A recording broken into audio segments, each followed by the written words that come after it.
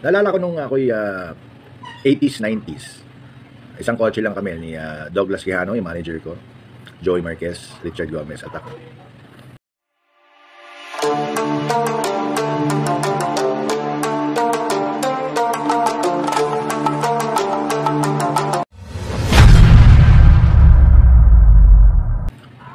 Alam niyo yung yung Subic. Yan, Subic Naval Base nung araw. May gate yun sa likod back gate. Tuwing lumalabas kami doon, sasabihin sa akin ni Douglas, diyan nakalibing si Pepsi Paloma. Di siyempre, una mo marinig. Ang daming nicho na puti. So gano'n lang, okay lang, diyan pala si Pepsi Paloma. Daan na naman kalit minsan. Diyan nakalibing si Pepsi Paloma.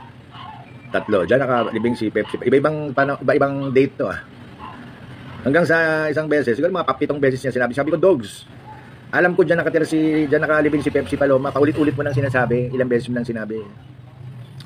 Hanggang sa nakaisa pa pala siya, isa pa. Siguro mga 8 beses niya sinabi sa akin. Di ako naman namin misteryohan bakit paulit-ulit sinasabi ni Douglas nung hindi niya makalimutan. Although isa sa best friends niya, si Kapitan Ray de la Cruz, yung manager ni Pepsi Paloma.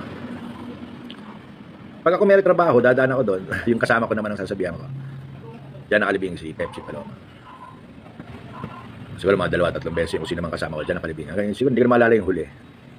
Ang point ko, bakit parang laging papaalala sa akin yung Pepsi Paloma? Anong kinalaman sa buhay ko niyan si Pepsi Paloma? Hindi ko nga siya kilala Pumasok ako sa showbiz nandiyan na wala na si Pepsi Paloma. Pero na-meet ko rin yata isang beses yung manager niya, si Ray de la Cruz.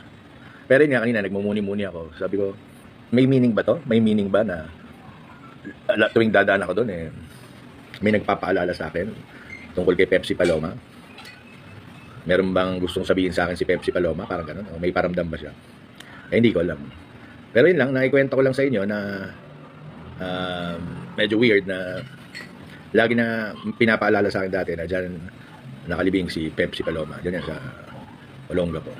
Walang kinalaman sa buhay ko ngayon, pero nag-iisip lang ako kung bakit ilang beses yun na pinapaalala sa akin na nandyan si Pepsi Paloma.